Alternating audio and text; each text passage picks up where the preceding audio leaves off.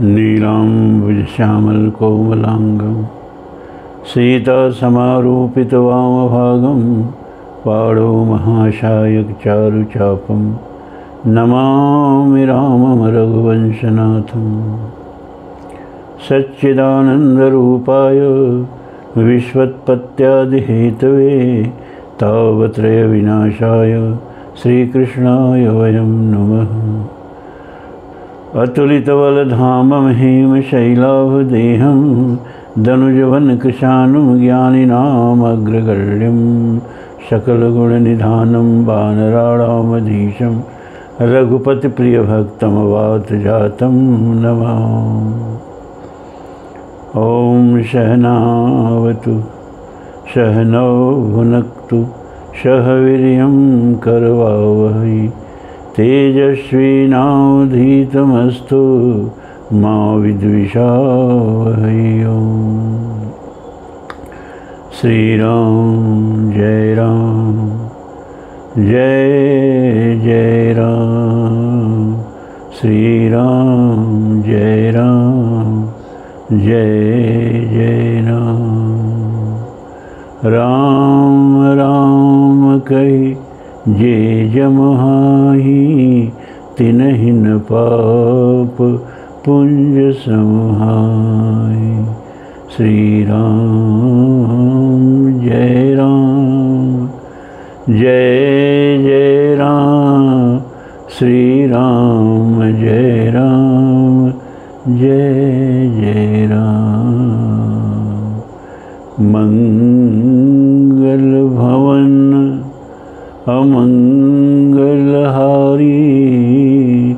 द्रवहु सुदशरथ अजिर विहारी। श्री राम जय राम जय जय राम, श्री राम जय राम जय जय राम। धर्मप्राण सत्संग प्रेमी सज्जनों, सबसे पहले भागवत के मोती।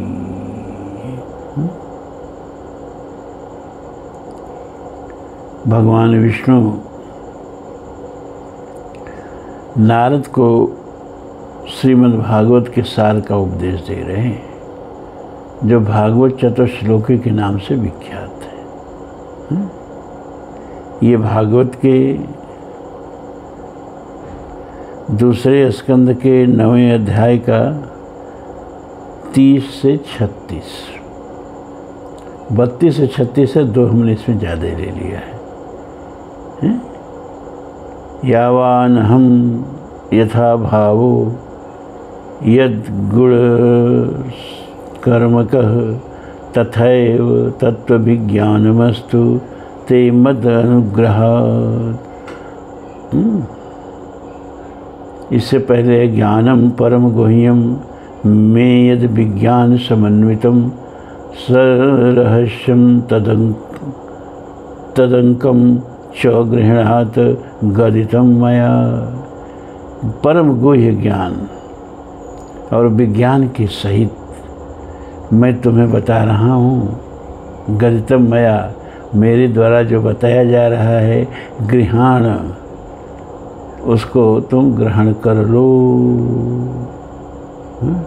यावान अहम, मैं जैसा हूँ, यथा भाव, जो मेरा भाव है, यद गुण कर्म का, जो मेरा गुण है, स्वभाव है, कर्म है, तथैव, तथा एव। तो जस का तस तत्व विज्ञानमस्तु तय मद अनुग्रहात्, उसको तुम मेरे अनुग्रह से ग्रहण कर लो। याद वाद नहीं करना है। तेने ब्रह्म हृदय याद कवये मुह्यंत यत तो सूर्य। ब्रह्मा को पूरा याद करना नहीं पड़ा, भगवान के अनुग्रह से उनको तुरंत ग्रहण हो गया, जिसमें बड़े बड़े सूर्य माने विद्वान भ्रमित हो जाते हैं, जिस ज्ञान का पार नहीं पाते हैं, वो ज्ञान केवल 4 श्लोकों में ब्रह्मा जी को भगवान नारायण ने दे दिया। देखो 4 का महत्व अध्यात्म में बड़ा है। ब्रह्मसूत्र में कुल 4 ही अध्याय हैं और एक एक अध्यायों में 4-4 पाद हैं, 4 ही वेद हैं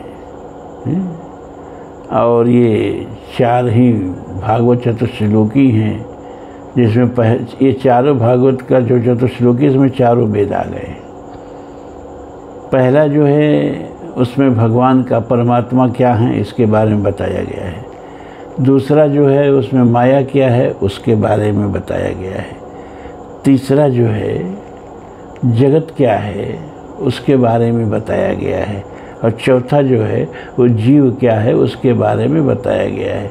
तो 4 चीज़ें आ गई, परमात्मा भी आ गए, माया भी आ गई, जगत भी आ गया, जीव भी आ गया, सबका ज्ञान इसमें आ गया।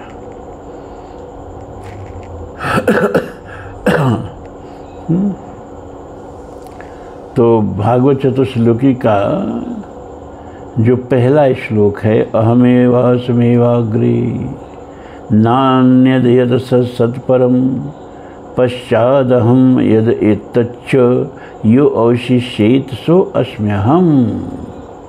अहम एव आसम अग्रे। भगवान कहते अहम एव, मैं, एव मन ही, मैं ही और कोई दूसरा नहीं। आसम माने था, अग्रे माने इस प्रपंच के, विश्व प्रपंच के पहले कुछ भी नहीं था, केवल मैं ही था। नास्ति सुक्त ना सदासीनो सदासी तदानी नासी रजो न व्योमा परो यतो। कुछ नहीं था, मैं ही था। नानद यत सत परम, यह सत और असत माने स्थूल और सूक्ष्म, ये प्रकृति, ये जगत कुछ नहीं था, मैं ही था। पश्चात अहम, और बाद में मैं ही होता हूँ। यद एतच्च, और ये बीच में जो कुछ भी है वो भी मैं ही हूँ। वो भी कौन है? मैं ही हूँ। क्योंकि जो चीज़ आदि में होती है, जो चीज़ अंत में होती है, वही चीज़ मध्य में होती है। चाहे जिस रूप में भाषित हो, होती वही चीज़ है। और जो चीज़ आदि में नहीं है, अंत में नहीं है, वो मध्य में भाषित होके भी विवर्त होती है, मिथ्या होती है, नहीं होती है।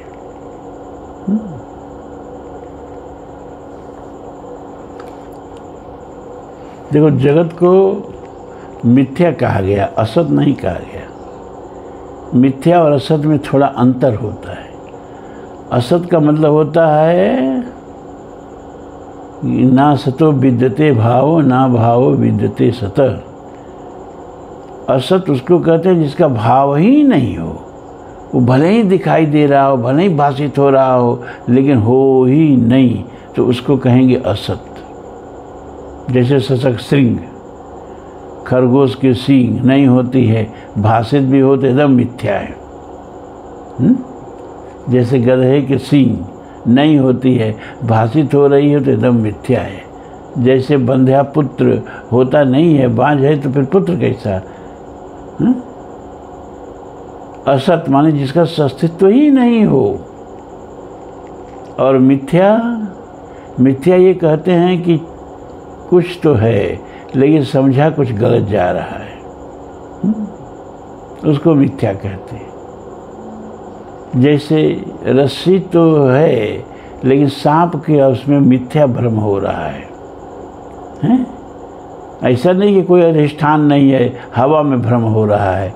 कोई है तभी भ्रम हो रहा है।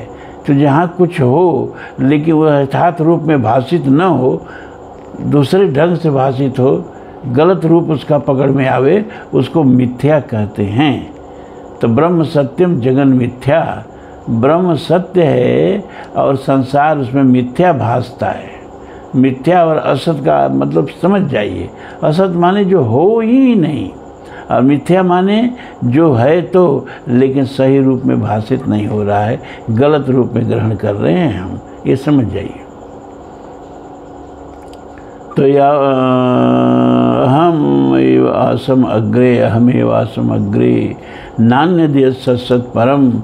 इस सृष्टि के, इस जड़ चेतन जगत के सूक्ष्म स्थूल के परे जब कुछ नहीं था तो मैं ही था, और महाप्रलय में जब कुछ नहीं होता है, सारा संसार मुझ में समा जाता है, तो केवल मैं ही होता हूँ। और ये जो बीच में है सब प्रपंच कुछ नहीं है, मैं ही हूँ। और ये शेष जो शेष बच जाता है वो भी मैं ही हूँ, मतलब सब मैं ही हूँ, परमात्मा ने बता दिया। ब्रह्म सत्यम जगन मिथ्या, एको हम द्वितीयो नास्ति, सर्व खलु इदं ब्रह्म, सब ब्रह्म ही है, मिथ्या है, और जगत मिथ्या भाषित हो रहा है ब्रह्म में। अब देखिए दूसरा है माया। ये तो पहले बता दिया कि ब्रह्म क्या है, अब दूसरे में बता रहे हैं कि माया क्या है। ऋते अर्थम यत् प्रतीयेत न प्रतीयेत चात्मनि तद विद्यादात्मनो मायाम यथा भासो यथा तम। ऋते अर्थम यत् प्रतीयेत, यत् माने जो, ऋत माने सत्य के, अर्थ माने तरह, जो सत्य की तरह प्रतीत हो रहा है न होते हुए। जैसे दो चंद्रमा, तो चंद्रमा तो एक ही है, लेकिन चितव जे अंगुल लोचन लाए, जुगल प्रगट ससिते के भाई। थोड़ा दृष्टि तिरछी करके देखो तो चंद्रमा दो दिखाई देता है एक ही दिखाई देता है दो, ये दृष्टि भ्रम है। तरीते अर्थम यत् प्रतीयेत न प्रतीयेत च आत्मनि, और जो हो है लेकिन उसकी प्रतीत नहीं हो रही है। जैसे नक्षत्रों में राहु भी होता है, केतु तो दिखाई देता है पूंछ लंबी सी, लेकिन राहु नहीं दिखाई देता है, होते हुए भी नहीं दिखाई देता है। अद्वितीय चंद्रमा नहीं होते हुए भी गलत दिखाई देता है, इसी को माया कहते हैं। माया के दो कार्य होते हैं, आवरण और विक्षेप।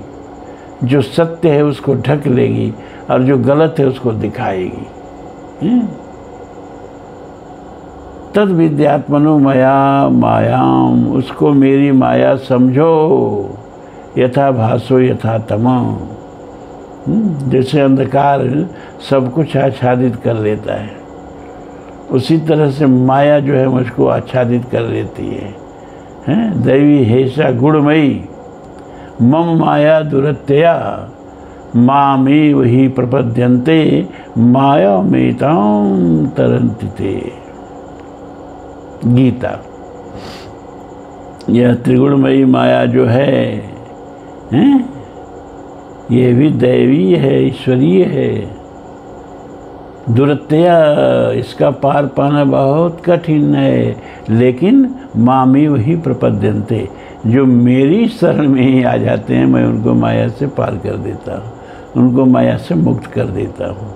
देखी माया सब विध गाढ़ी, अति सबीत जोरे कर ठाढ़ी। देखा जीव नचावे जाही, देखे भगत जो छोरे ताही। ये दूसरा हो गया। अब तीसरा, इसमें संसार के बारे में बताया जा रहा है। यथा महांत भूतानि भूतेष्वच्चावश्चेष्वनु प्रतिष्ठान अप्रतिष्ठान तथा तेषु न तेष्वहम्। जैसे पंच महाभूत हैं,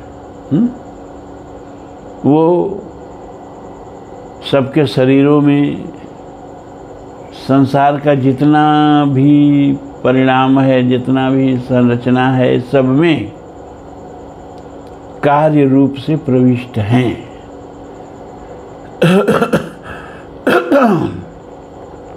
एक चीज बताएं आप लोगों को, ये 40 मिनट का जो हमने कोर्स बढ़ा दिया ना, तो बहुत थकावट आ जा रही है। उतना अब स्वास्थ्य मेरा चल नहीं रहा है, उतना सामर्थ्य है नहीं। इसलिए अगर थोड़ा 2-4 मिनट पहले समाप्त हो जाए ना, तो आप लोग अन्यथा मत लीजिएगा। एकदम जी पर खेल के जिसको कहते हैं ना, मैं आप लोगों को कुछ न कुछ देना चाहता हूँ, लेकिन स्वास्थ्य मेरा गवाही नहीं दे रहा है भैया। यथा महांत भूतानि भूतेषु उच्चावत भूतेषु उच्चावत चेष्णु प्रविष्ठान अप्रविष्ठानि तथा तेषु न तेषु। जैसे हर जितना भी निर्माण देख रहे हो, सब में कार्य रूप में होने के कारण ये पंच भौतिक तत्व जो हैं प्रविष्ट हैं, और उनके कारण रूप होने के कारण प्रविष्ट नहीं भी हैं। ये जगत का रहस्य जान लो। उसी तरह से मैं इस संसार में प्रविष्ट भी हूँ और इस संसार से निर्लिप्त भी हूँ, प्रविष्ट नहीं भी हूँ। मुझ में सारा संसार है और मेरे में सारा संसार नहीं भी है। गीता में भगवान ने कहा कि नहीं कहा? तो ये कैसे, इसको समझाना पड़ेगा। एक घड़ा का उदाहरण देके हम आपको समझा रहे हैं। घड़ा का कारण क्या है भैया? मिट्टी। मिट्टी नहीं रहे तो घड़ा बनेगा, और घड़ा का कारण कुम्हार भी है। मिट्टी रहे कुम्हार नहीं रहे तो घड़ा बनेगा, लेकिन यहाँ मिट्टी को पकड़ लीजिए। तो घड़ा का कारण क्या है? मिट्टी। और घड़ा का कार्य क्या है? मिट्टी। अगर 5 किलो मिट्टी लें और उसका घड़ा बनाएं और मिट्टी बर्बाद न करें, तो घड़े का वजन भी 5 किलो होगा। फिर घड़ा फोड़ दें, हैं? लेकिन मिट्टी कहीं इधर उधर जाने न दें और उसको तौलें, तो फिर मिट्टी का वजन 5 किलो होगा। इसका मतलब जब घड़ा नहीं था तो 5 किलो मिट्टी थी, और घड़ा जब नहीं रहा, घड़ा जब रहा तो भी मिट्टी 5 किलो थी। अब घड़ा नहीं रहा तो भी मिट्टी 5 किलो है।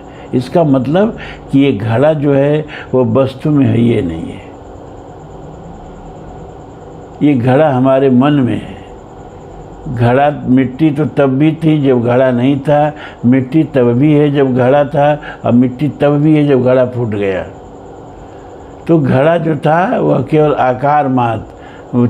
छांदोग्य उपनिषद कहता है, वाचारंभम विकारो नामधेयम मृतकतेव सत्यम। मृत का ही सत्य थी, मिट्टी ही सत्य थी। घड़ा तो वाणी का विकार था, घड़ा नाम की कोई चीज़ थी नहीं। मिट्टी के एक आकार को हम घड़ा कहते हैं लेकिन घड़ा को नहीं मालूम कि उसका नाम घड़ा है। जैसे हम सूरज कहते हैं, तो आपको पता है सूरज को नहीं मालूम कि उसका नाम सूरज है। हम पृथ्वी कहते हैं, पृथ्वी को नहीं मालूम कि उसका नाम पृथ्वी है, क्योंकि इसी पृथ्वी को कोई अर्थ भी कहता है, इसी सूरज को कोई सन भी कहता है, इसी चंद्रमा को कोई मून भी कहता है। अलग भाषा वाले अपने अपने ढंग से कहते हैं। उर्दू वाले सूरज को आफ्ताब कहेंगे, चाँद को महताब कहेंगे। तो ये सब क्या चंद्रमा का, चाहे सूरज का, चाहे पृथ्वी का नाम हो गया? नहीं भैया, ये हम अपनी सुविधा के लिए पुकारते हैं। हमारे दिए हुए नाम से इनसे कोई मतलब नहीं है, जानते भी नहीं कि इनका क्या नाम है। उसी तरह घड़ा को नहीं मालूम कि वो घड़ा है, वो तो तब भी मिट्टी ही है, हैं? तो अब क्या कहेंगे कि मिट्टी घड़ा में प्रविष्ट है? अरे भाई, प्रविष्ट तो कमरे में, जैसे हमने प्रवेश किया तो कमरे में नहीं थे तो कमरे में प्रवेश किया। लेकिन हवा कहने हवा कमरे में प्रवेश किया, अरे हवा पहले ही से कमरे में है? इसी तरह से मिट्टी ने घड़े में क्या प्रवेश किया? अरे घड़ा नहीं था तो भी मिट्टी थी, घड़ा भी मिट्टी ही है, फूट गया तो भी मिट्टी ही है? तो कार्य की दृष्टि से हम कहेंगे कि मिट्टी में घड़ा है। क्षमा करें, घड़े में मिट्टी है कार्य की दृष्टि से, लेकिन कारण की दृष्टि से हम कहेंगे कि मिट्टी ही मिट्टी है, घड़ा नहीं है। इसी तरह से ईश्वर जो है ये जगत में प्रविष्ट भी है और अप्रविष्ट भी है। कारण रूप से ये जगत में प्रविष्ट क्यों होगा? पहले से ही है, उसी में जगत भाषित हो रहा है? तो कारण के रूप से देखेंगे तब तो ईश्वर ही ईश्वर है, जगत नहीं है। लेकिन जगत से देखेंगे तो कहेंगे कि कण-कण में ईश्वर है। तो प्रविष्टान अप्रविष्टान ही, प्रविष्ट भी है अप्रविष्ट भी है। ये थोड़ी माथा पच्ची वाले विषय हो गया।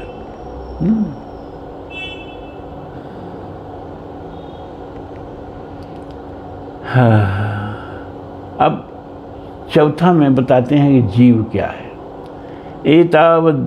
एतावदेत जिज्ञासम तत्व जिज्ञासा सुनात्मनः।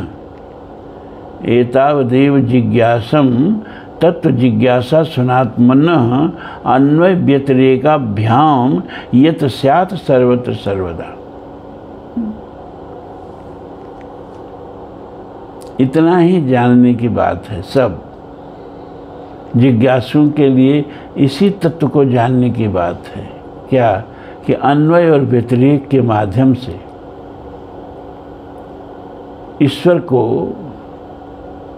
जैसे मूज में से सरकंडे अलग करते हैं ना, वैसे ही अन्वय व्यतिरेक के माध्यम से मिथ्या को और सत्य को अलग कर लेते हैं। जो मिथ्या है उसको छोड़ देते हैं, जो सत्य है वही परमात्मा है, वही जीव है। जीव ब्रह्म है व ना पर। अब अन्वय व्यतिरेक का भी समझाना पड़ेगा। पहले तो घड़े से समझ लीजिए। घड़ा नहीं था तो भी मिट्टी थी, घड़ा है तो भी मिट्टी है, घड़ा फूट गया तो भी मिट्टी है। तो घड़े का में मिट्टी की अनुमति है, लेकिन घड़ा व्यतिरिक्त है, मिट्टी में घड़ा है ही नहीं। क्योंकि जब घड़ा था तो भी घड़ा का अस्तित्व खाली हमारे मन में था, उसका नाम रूप हमारे मन में था। मिट्टी के 5 किलो मिट्टी का 5 किलो घड़ा, और फिर फूट गया तो 5 किलो, तो घड़ा कहाँ आया गया? अरे घड़ा का आकार कहते हैं, एक विशेष मिट्टी के विशेष आकार को घड़ा कहते हैं। तो आदि में मिट्टी, मध्य में मिट्टी, अंत में मिट्टी। तो घड़ा का न आदि में है न अंत में है, इसलिए हम कहेंगे मिट्टी में घड़ा का व्यतिरेक है और घड़ा में मिट्टी की अनुमति है। नहीं समझ में आया? अब इसको हम आपको समझाते हैं थोड़ा गहराई से। चलिए, मांडुक्योपनिषद में 4 अवस्थाएं होती है ना, जागृत, स्वप्न, सुषुप्ति और तुरीय। जागृत को विश्व कहते हैं और इसके अधिष्ठाता देवता को वैश्वानर कहते हैं, और स्वप्न को तेजस कहते हैं, इसके अधिष्ठाता देवता को हिरण्यगर्भ कहते हैं, और सुषुप्ति प्राज्ञ और इसके अधिष्ठाता देवता को ईश्वर कहते हैं, और तुरीय ही ब्रह्म है। अब आप देखिए, जागरण का शरीर अलग, खूब ध्यान से सुनिए। जागरण का संसार अलग, जागरण के शत्रु मित्र अलग, शरीर भी अलग। अब जब जागरण का भौतिक परिवेश भी अलग। अब सब सो गए, और जब सो गए तो उसमें जागरण स्वप्न देखने लगे। स्वप्न में जागरण का शरीर नहीं जाता है। सपने हो ही भिखार नृप रंग नागपति हो। स्वप्न में लंगड़ा जो है वो एवरेस्ट पर चढ़ जाता है, क्योंकि सपने का शरीर दूसरा होता है। वो तेजस शरीर होता है, वो मानस शरीर होता है, मनोकल्पित शरीर होता है। ये जो जागरण का शरीर है ये तो बिस्तर पर सो गया है, अब इससे कुछ लेना देना नहीं। अब वो जो सपने ने एक शरीर पैदा कर लिया, उसको हाथी दौड़ा रहा है, तो उसको बचाने के लिए हम छटपटाते हैं। ये बिस्तर में जो शरीर सोया इसके लिए नहीं। जागरण का शत्रु मित्र सब अलग होते हैं। हाँ, इसको बहुत डिटेल में समझाने की क्या ज़रूरत है?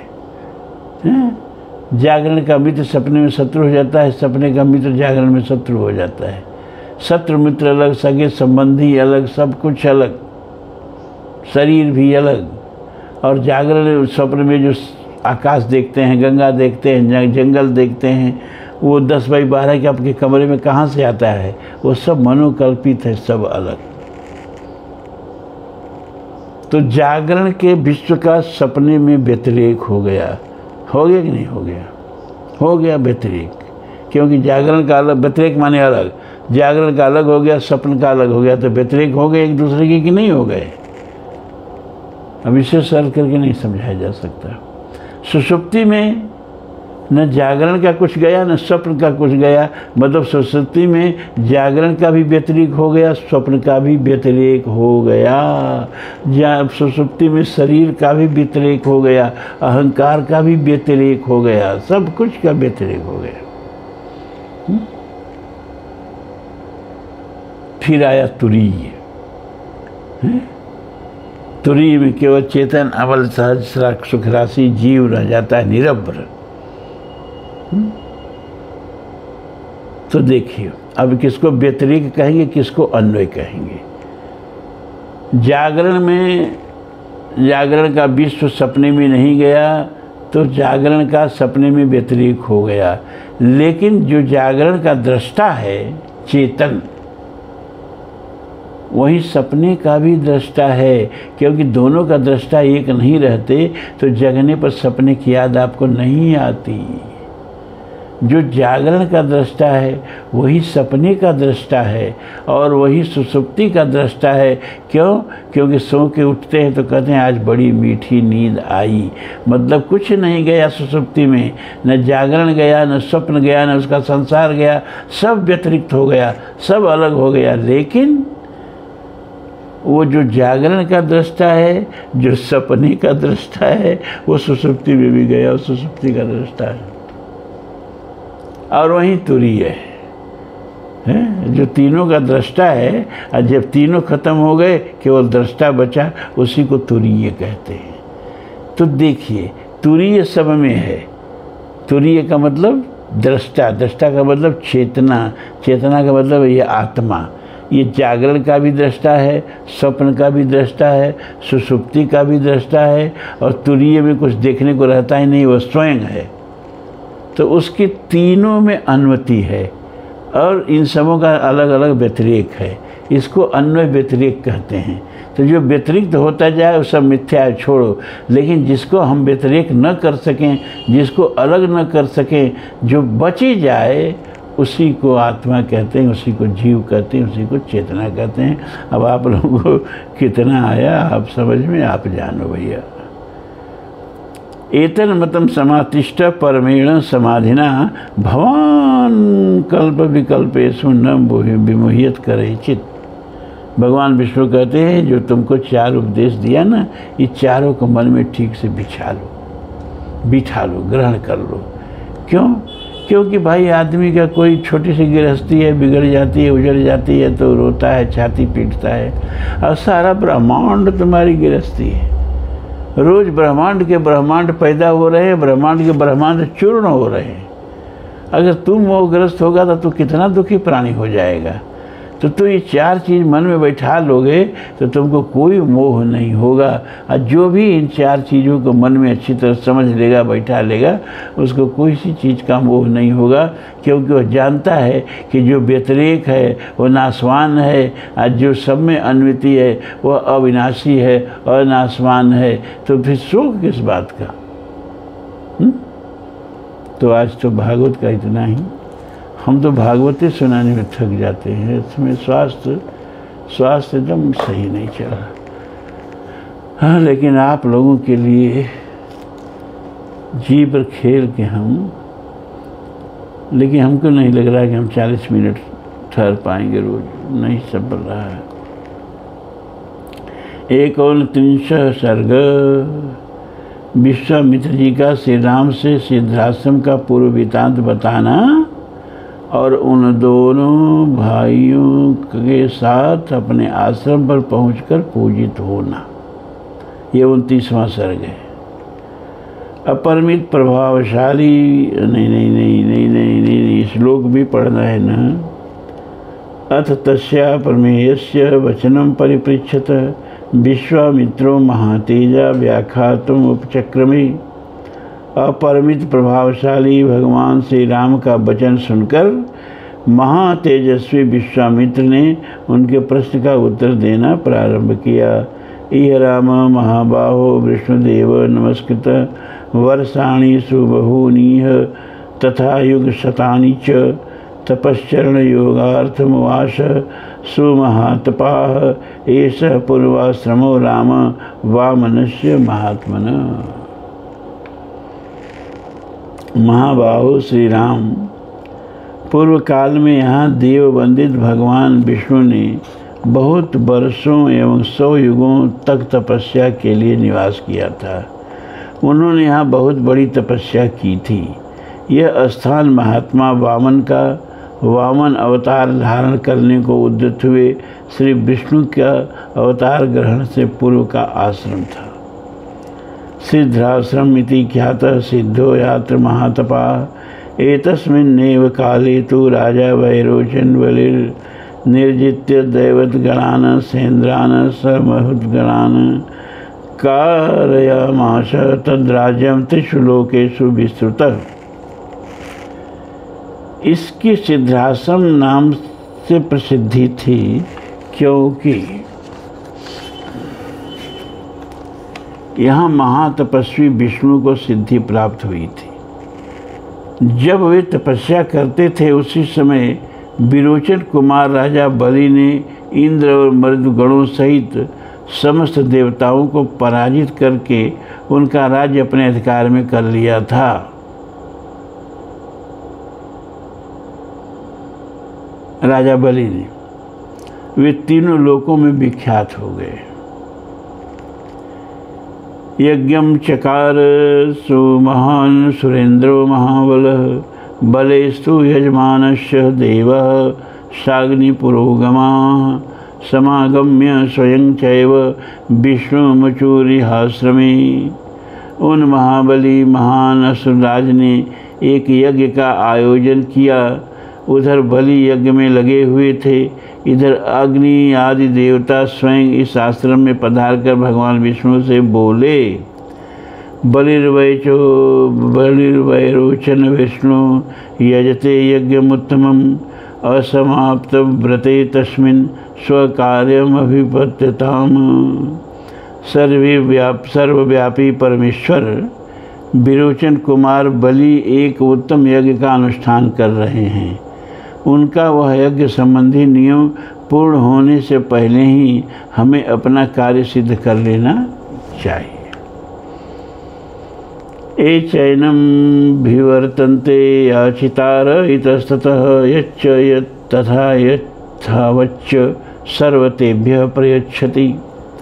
इस समय जो भी याचक इधर उधर से आकर उनके यहाँ याचना के लिए उपस्थित होते हैं, वे गो भूमि और सुवर्ण आदि संपत्तियों में से जिस वस्तु को भी लेना चाहते हैं उनको वे सारी वस्तुएं राजा बलि यथावत रूप से अर्पित करते हैं।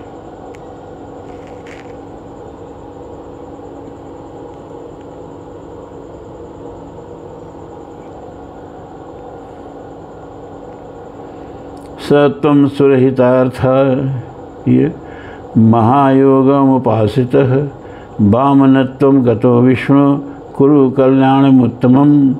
अतः विष्णु आप देवताओं के हित के लिए अपनी योग माया का आश्रय ले वामन रूप धारण करके उस यज्ञ में जाइए और हमारा उत्तम कल्याण साधन कीजिए।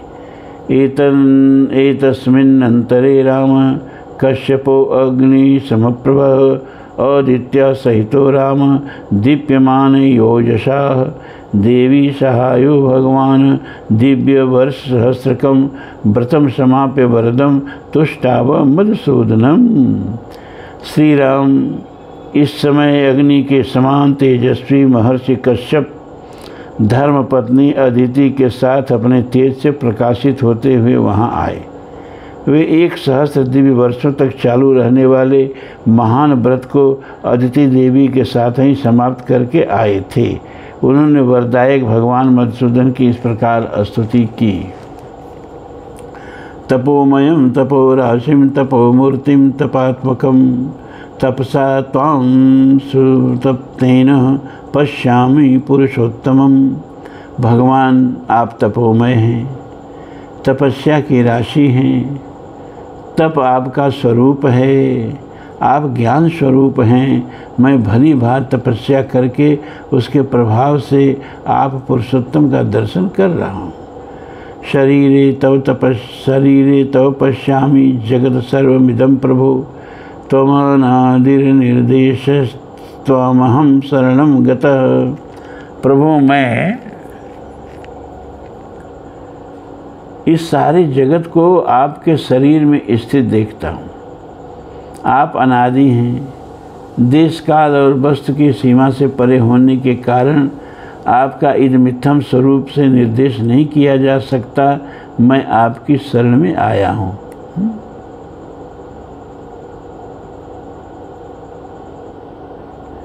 तमवाच हरिप्रीतः कश्यपः गतकल्मष वरं वश्य भद्रं ते बरारोहस्मि मतो मम। कश्यप जी के सारे पाप धुल गए थे। भगवान श्री हरि ने अत्यंत प्रसन्न होकर उनसे कहा, महर्षि तुम्हारा कल्याण हो, तुम अपनी इच्छा के अनुसार कोई वर मांगो, क्योंकि तुम मेरे विचार से वर पाने के योग्य हो। तच्छ्रुत्वा वचनं तस्य मारीच कश्यपो अब्रवीत आदित्यां देवतानां च मम चैवानुयाचितं वरं वरदः सुप्रीतो दातुमर्हसि सुव्रत पुत्रत्वं गच्छ भगवन् आदित्या मम जानग। भगवान का यह वचन सुनकर मरीचि नंदन कश्यप ने कहा, उत्तम व्रत का पालन करने वाले वरदायक परमेश्वर, संपूर्ण देवताओं की, अदिति की तथा मेरी भी आपसे एक ही बात के लिए बारंबार याचना है। आप अत्यंत प्रसन्न होकर मुझे वह एक ही वर प्रदान करें। भगवान निष्पाप नारायण देव, आप मेरे और अदिति के पुत्र हो जाएं। भ्राता भव यवीयस्त्वं शक्रस्य सुरशोधन शोकार्तानां तु देवानां साहाय्यं कर्तुम् अर्हसि। अरिशोधन, आप इंद्र के छोटे भाई हों और शोक से पीड़ित हुए इन देवताओं की सहायता करें। अयम सिद्धाश्रमो नाम प्रसादात ते भविष्यति सिद्धे कर्मणि देवेश उत्तिष्ठ भगवन्नितः।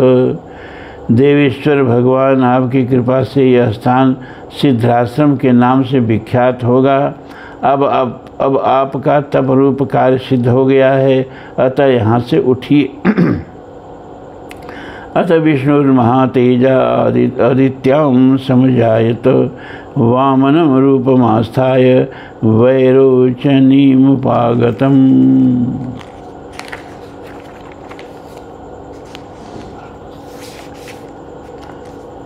तदनंतर महातेजस्वी भगवान विष्णु अदिति देवी के गर्भ से प्रकट हुए और वामन रूप धारण करके विरोचन कुमार बलि के पास गए। त्रीन् पदानत वीक्षित्वा प्रतिगृहा च मेदिनीम् आक्रम्य लोकाल्लोकार्थी सर्वलोकहिते रतः महेन्द्राय पुनः प्रादान्यम्य बलिमोजसा त्रैलोक्यं स महातेजाश्चक्रे चक्रवशं पुनः। संपूर्ण लोगों के हित में तत्पर रहने वाले भगवान विष्णु बलि के अधिकार से त्रिलोचन का राज्य ले लेना चाहते थे। अतः उन्होंने 3 पग भूमि के लिए याचना करके उनसे भूमि दान ग्रहण किया और तीनों लोकों को आक्रांत करके उन्हें पुनः देवराज इंद्र को लौटा दिया। महातेजस्वी श्रीहरि ने अपनी शक्ति से बलि का निग्रह करके त्रिलोकी को पुनः इंद्र के अधीन कर दिया। अब एक श्लोक देख लेते हैं।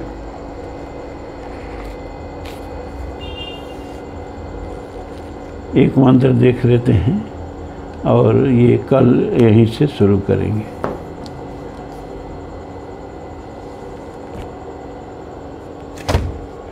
एक मंत्र श्वेताश्वतर से देख ले।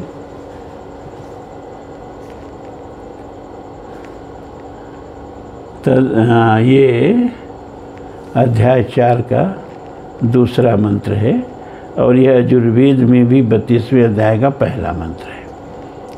तदेव अग्नि तदा आदित्यम तद्वायुस्ततः चंद्रमा तदेव शुक्रम तद ब्रह्मम तदापस्ततः प्रजापति। ततएव वही भगवान परमात्मा अग्नि भी हैं, वही सूर्य भी हैं, वही वायु भी हैं, वही चंद्रमा भी हैं तथा अन्य प्रकाश युक्त नक्षत्र भी, और जितना तेजोमय चीज़ संसार में है सब वही हैं, और वह जल हैं, वह प्रजापति हैं, और वही ब्रह्मा भी है, मतलब सब वही हैं। सर्व खलुमिदं ब्रह्मा। ठीक है, 41 मिनट फिर भी हो गया। ओम पूर्णमदः पूर्णमिदं पूर्णात् पूर्णमुदच्यते पूर्णस्य पूर्णमादाय पूर्णमेवावशिष्यते। सर्वे भवन्तु सुखिनः, सर्वे सन्तु निरामयाः, सर्वे भद्राणि पश्यन्तु, मा कश्चित् दुःखभाग् भवेत्। असतो मा सद्गमय, तमसो मा ज्योतिर्गमय, मृत्योर्मामृतं गमय। ओम शांति शांति शांति। ओम।